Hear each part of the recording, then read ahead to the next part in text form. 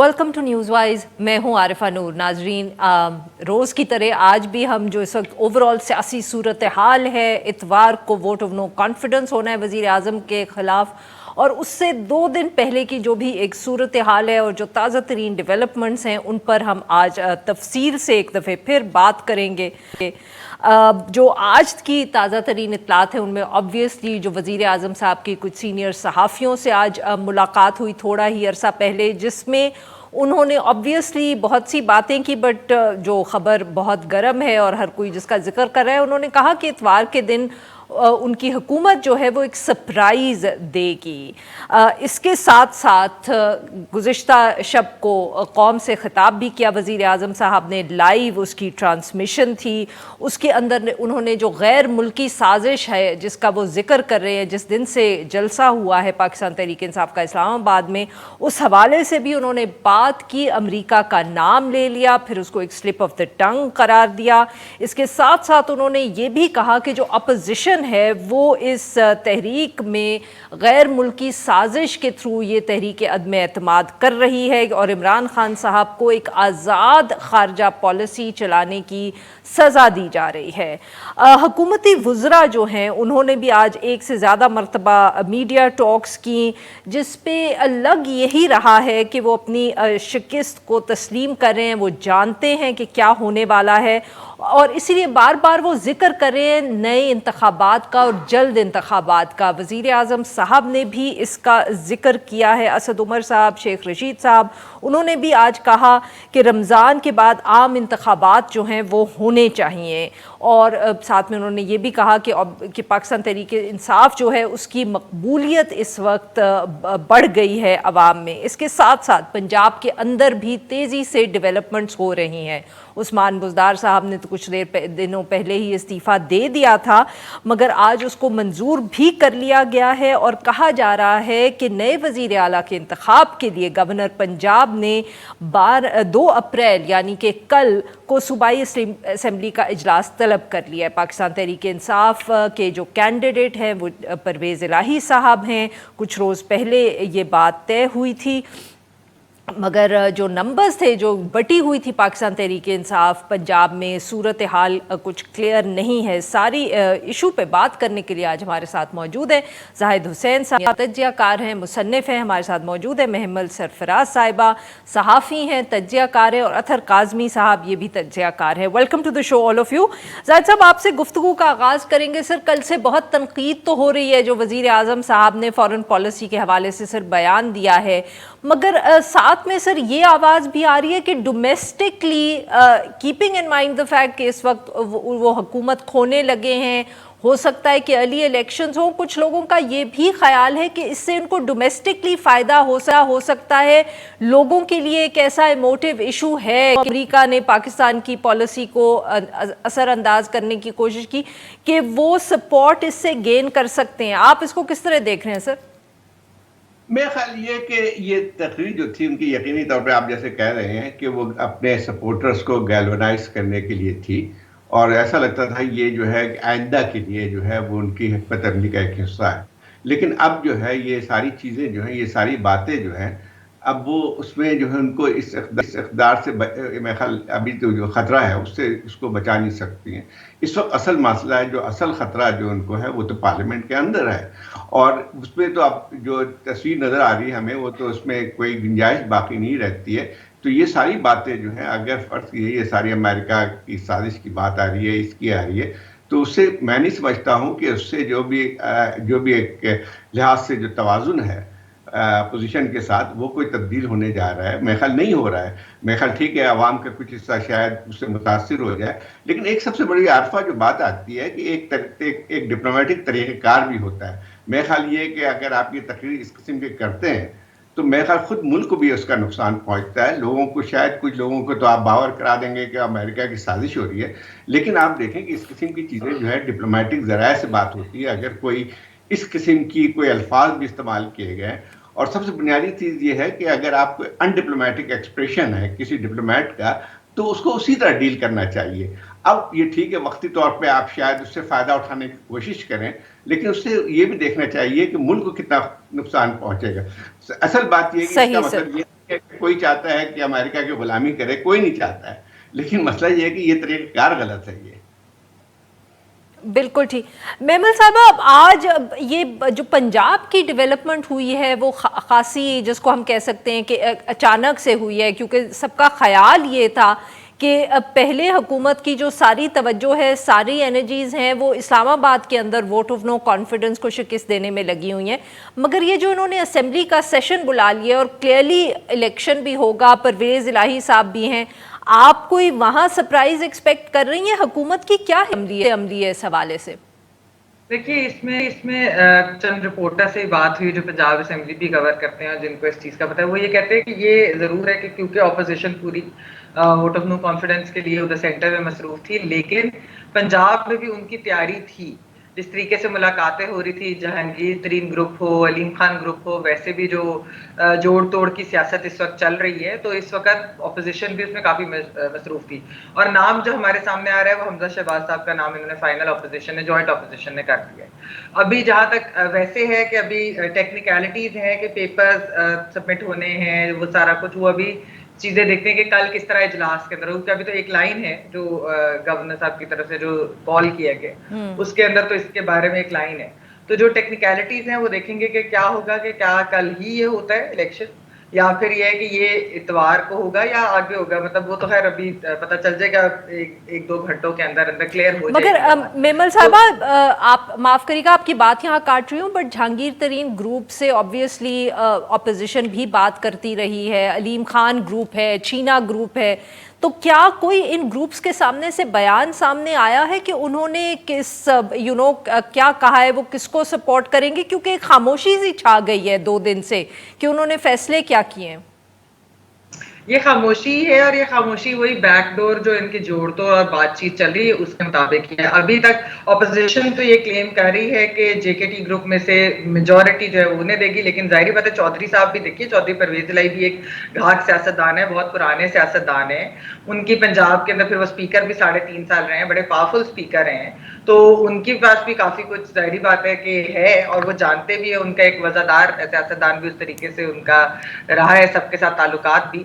तो ये देखना है कि एक्चुअली ये मुकाबला तो बड़ा ये चैलेंजिंग किस्म का इलेक्शन होगा अगर इट्स चौधरी परवेज इलाही वर्सेस हमजा शहबाज। और वैसे भी हमजा के साथ तो चौधरी साहब के ताल्लुकात भी बहुत अच्छे भी हैं, लेकिन ये कि अब एक मुकाबला होगा कि आमने सामने होंगे, क्योंकि आफ्टर जो सारा कुछ हमारे सामने हुआ कि ऑपोजिशन से मिलकर फिर वो दुआए खैर और वो सब करने के बाद भी फिर जिस तरह से हुकूमत की तरफ से वो सीएम के कैंडिडेट बन गए, तो वो जो चीजें अब देखते हैं कि आगे होता क्या है। ऑब्वियसली हम इसको प्रेडिक्ट तो नहीं कर सकते, लेकिन ये बात जरूर है कि एक चैलेंजिंग मुकाबला होगा।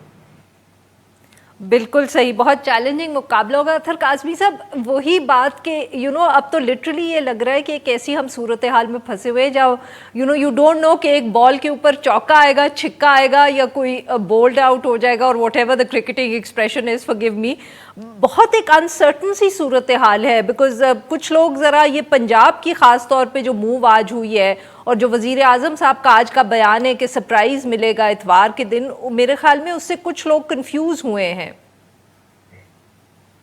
देखिए, वज़ीर आज़म जब से ये सारा सिलसिला शुरू हुआ वो बार बार कहते हैं ये असाब की जंग है, तो मेरे ख्याल में ये जो सरप्राइज की बातें हैं ये उसी जंग का हिस्सा है।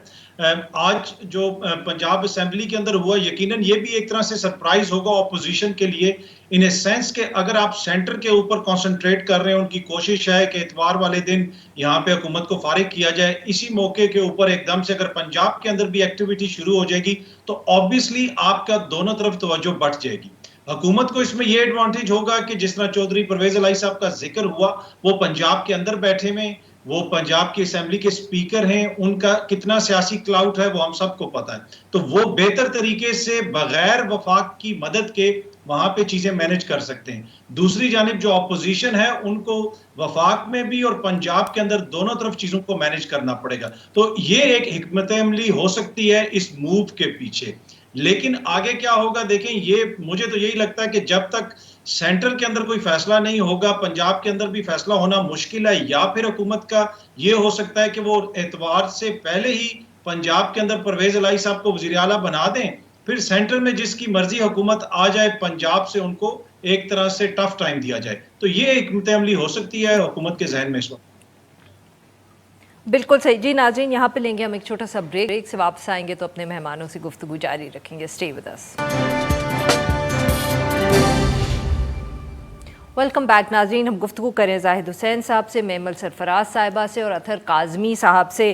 जाहिद साहब, अभी मेमल साहिबा की बात कर रही थी ब्रेक में कि ज़रूरी है कि अगर पंजाब का असेंबली का कल सेशन बुलाया गया है तो इलेक्शन भी कल हो, माइट टेक लॉन्गर। तो आप क्या देख रहे हैं सर कि क्या हुकूमत ये चाह रही है कि पंजाब में कोई ऐसा फैसला हो जाए, जैसे अतहर साहब कह रहे थे, जिसका असर फिर सेंटर में भी पड़ सकता है? देखिए, ये बात साफ है, जैसे मेमल सही कह रही थी कि कल जो है वो इजलास तो बुलाया गया है, लेकिन इसका मतलब ये नहीं है कि जो है कल इनको परवेज इलाही साहब को मुंतखब कर लिया जाएगा।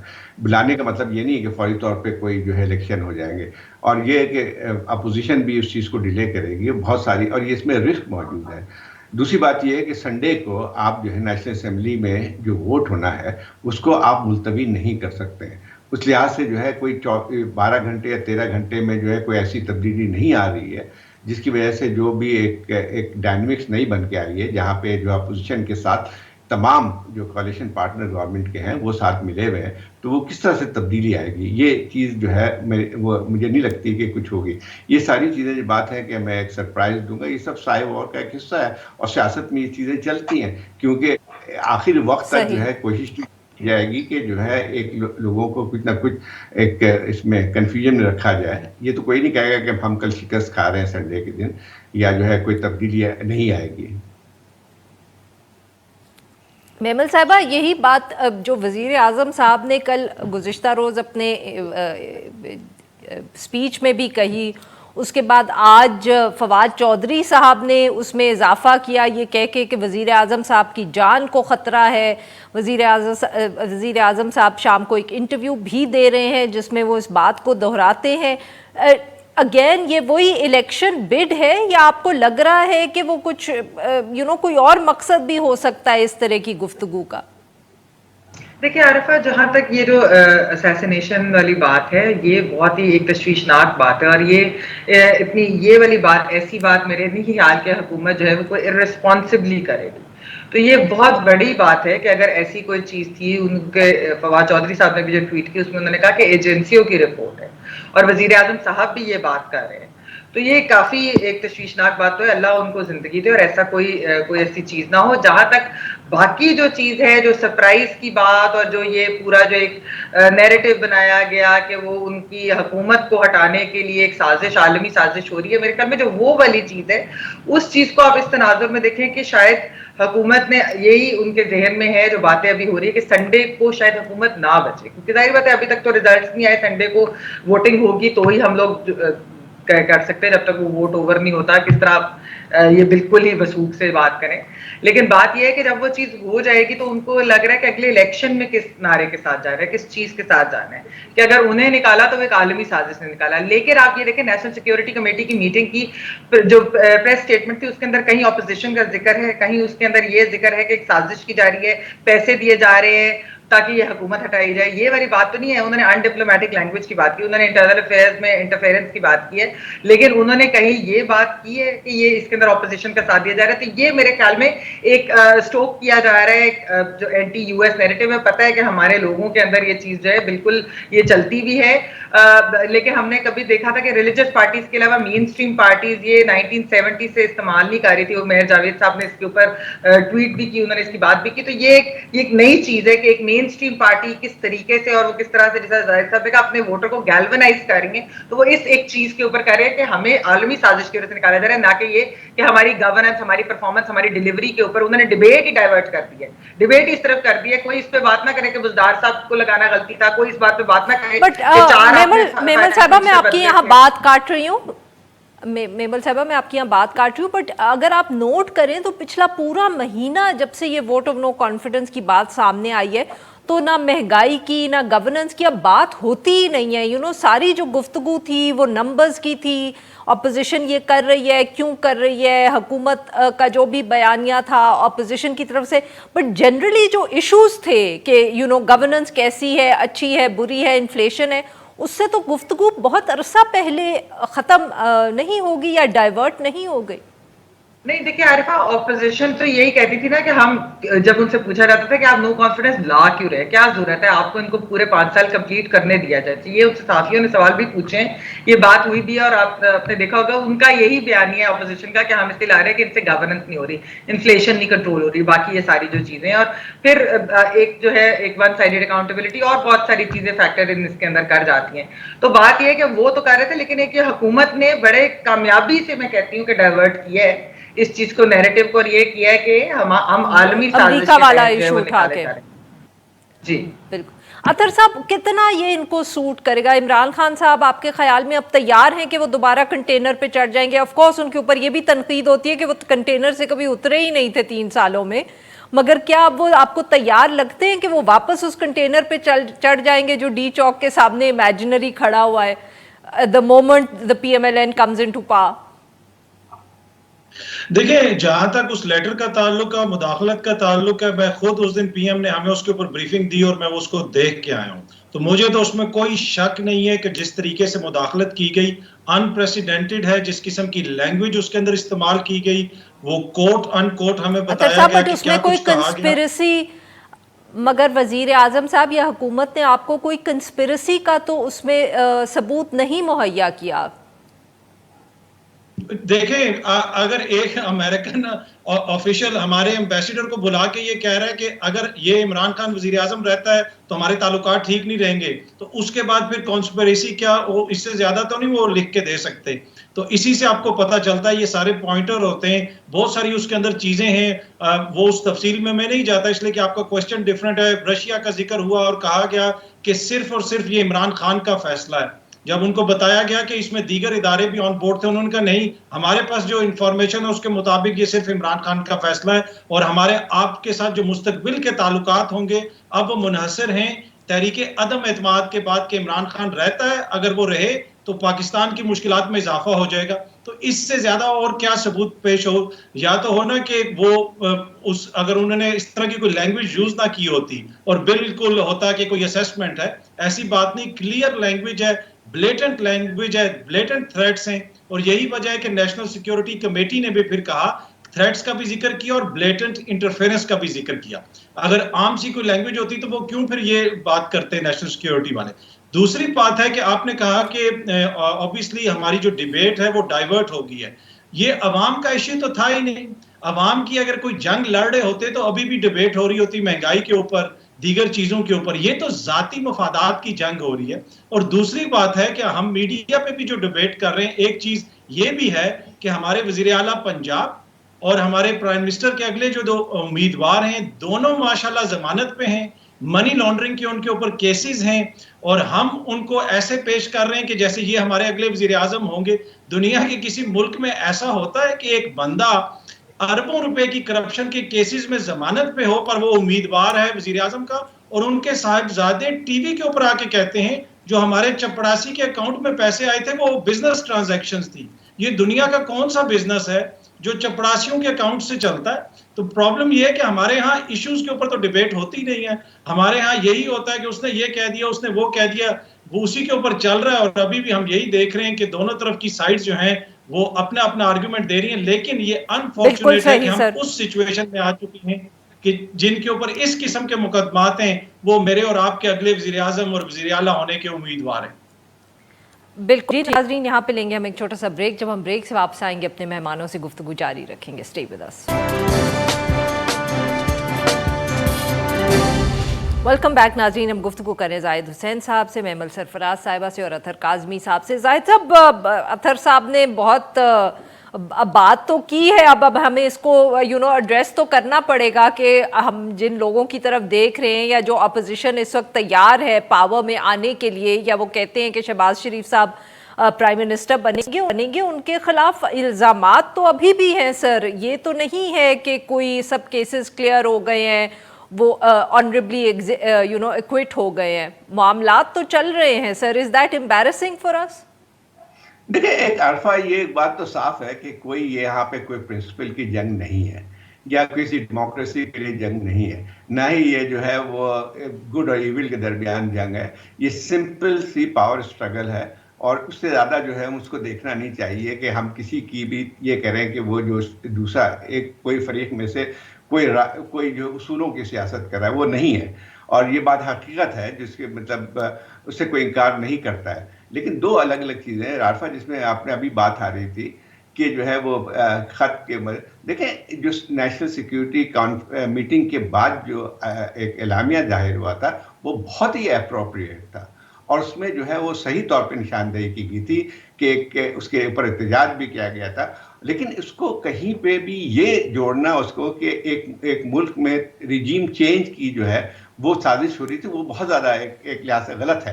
दूसरी बात यह कि लेकिन आप अगर डिप्लोमेटिक देखें, मैंने चूंकि लिखा है इस पर, मैंने पूरी तफसील से अपनी किताब में लिखा है, जो इंटरेक्शंस होते रहे हैं, जो लोग पाकिस्तान और अमेरिका के दरमियान इतने सख्त एक्सचेंजेस हुए हैं कि आप जो है इस खत को भूल जाएंगे। लेकिन ये नहीं था कि पाकिस्तान के जो भी ऑफिशियल थे उन्होंने उसको लाइन लो लिया है, लेकिन उसका एक डिप्लोमेटिक तरीका था, उसको उसी तरह डील किया गया। जाहिद साहब माफ करिएगा आपकी बात यहाँ काट रही हूँ, बट सर उसमें एक हमारी तारीख भी तो है ना, जिसमें जैसे आपने भी लिखा है और लोगों ने भी लिखा है कि there are examples where American जो ऑफिशियल्स हैं वो यहाँ इन्वॉल्व होते हैं डोमेस्टिक पॉलिटिक्स में। 2008 के अंदर 2007 में भी ये वाकयात तो सर अभी जिसको कहते हैं रीसेंट हिस्ट्री में हमने अपनी आंखों से देखे हैं सर। तो शायद इसलिए भी हुकूमत का ऐसा रिएक्शन है, या लोग यकीन करेंगे इस पे?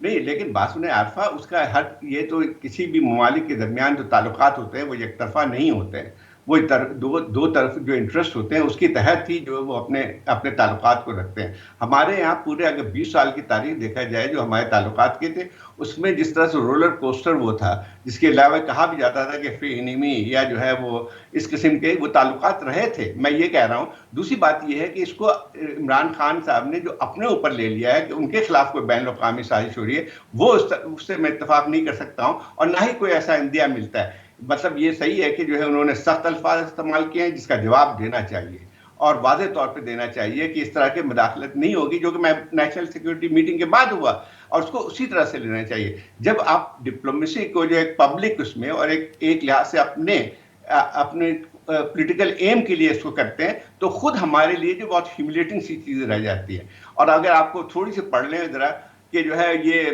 जो सलाला के बाद जो कुछ हुआ था हमारे दरमियान, उसका भी जो है 7 महीने तक वो पूरी नेटो की सप्लाई लाइन बंद की हुई थी, जब तक कि आपने जो है एक अपॉलॉजी नहीं डिक्लेयर की। ये हकीकत है।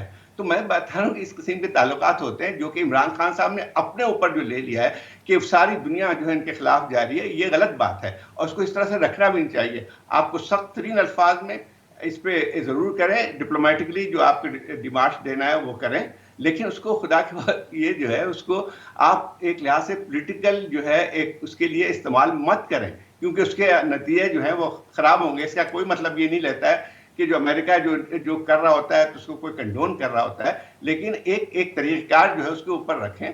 और इससे लिहाज से पाकिस्तान और अमेरिका के ताल्लुकात कोई बहुत अच्छे नहीं है, और ना ही हम ये कहना चाहिए कि जो है हम अपने नेशनल इंटरेस्ट को ख़त्म करके उनके साथ जो है उनके ताबेदारी का, कोई भी नहीं कहता है ये। लेकिन ये कोई तरीका है कि जो आप उसको एक खत को हिला रहे हैं, जो कि खुद एक पाकिस्तान के डिप्लोमेट के लिए भी बहुत एम्बैरेसिंग पोजीशन है, क्योंकि एक कन्वर्सेशन जो है वो एक डिप्लोमेटिक सतह पे हुई है, और उसके बाद वो जो अमेरिका का जो भी था वो बिल्कुल सही sir.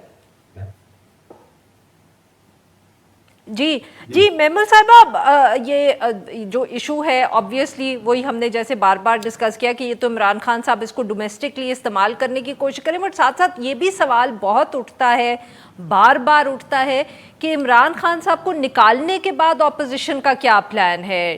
Can they form a stable government? क्या वो सचमुच इस वक्त जो हालत है उसके अंदर जब इतनी जमातें इकट्ठी होंगी, एक हुकूमत बनाएगी, तो वो कितनी एक स्टेबल हुकूमत होगी और कितनी देर चल पाएगी? जी, पहले तो आरिफा में जाहिद साहब ने जो बात की ना, वाकई ये पावर पॉलिटिक्स है, ये कोई हक और बातिल की जंग नहीं है। इस वक्त सब लोग अपना अपना वो देख रहे हैं, स्टेक देख रहे हैं, तो इसको इस तरह से बनाना कि ये कोई बाकी सारे गद्दार हैं जो हमारा साथ नहीं देंगे, ये वाली डिबेट करनी ही नहीं चाहिए। जहां तक ये बात है, आप देख लीजिए, आपने देखा होगा Arifa, I am sure, Daleep Singh जो US deputy national security advisor है, उन्होंने इंडिया के अंदर क्या बयान दिए।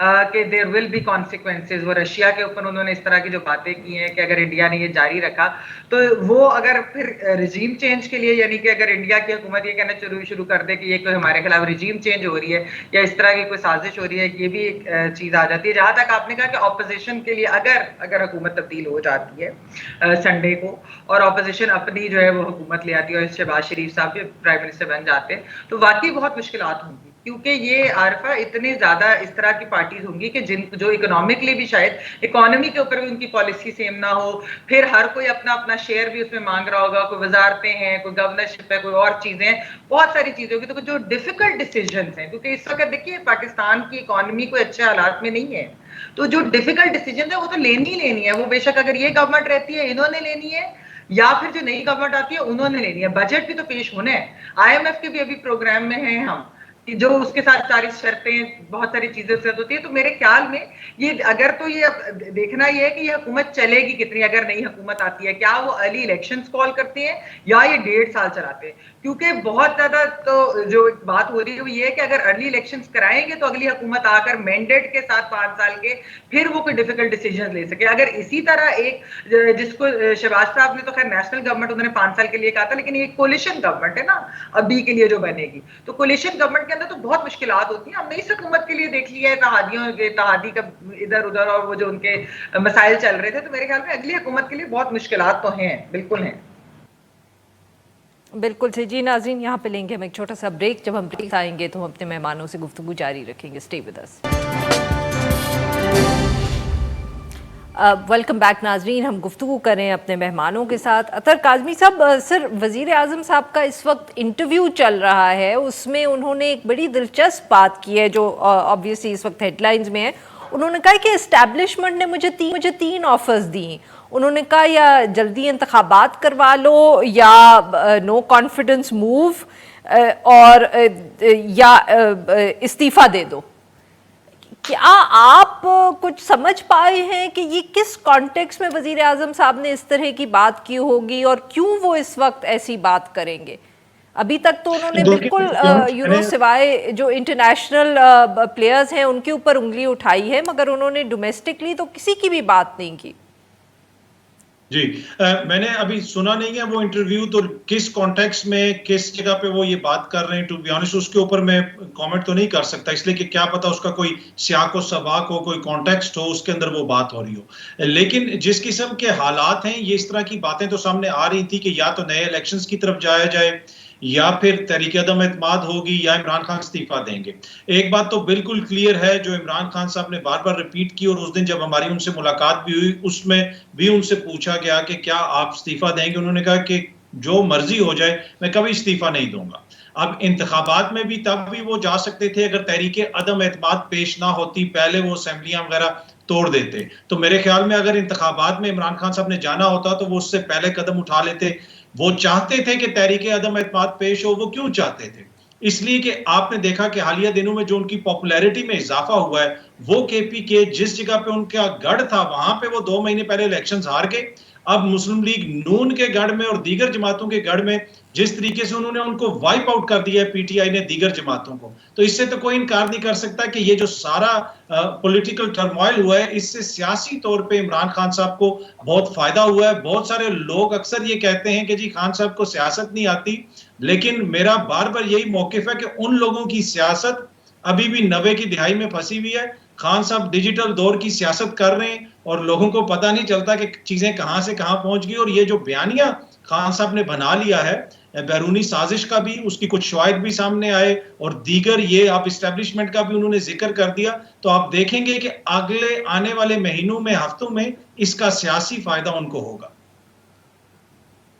मेमल साहिबा, आप इत्तेफाक करेंगी? बिकॉज ऑब्वियसली जब भी हमारे यहाँ किसी भी वज़ीर आज़म को निकाला जाता है या उनकी ऐसी सूरत हाल होती है कि वो उनकी the tenure is being cut short, तो बहुत ही इस तरह का तज्जिया होता है। नवाज शरीफ साहब के बारे में भी जब उनकी डिस्क्वालिफिकेशन हुई तो ये कहा गया कि अब उनकी सियासत ख़त्म हो गई, मगर ऑब्वियसली हमने देखा कि ऐसी कोई बात नहीं थी और अब उनकी जो जमात है वो लग रहा है इस वक्त कि वो दोबारा पावर में आ रही है।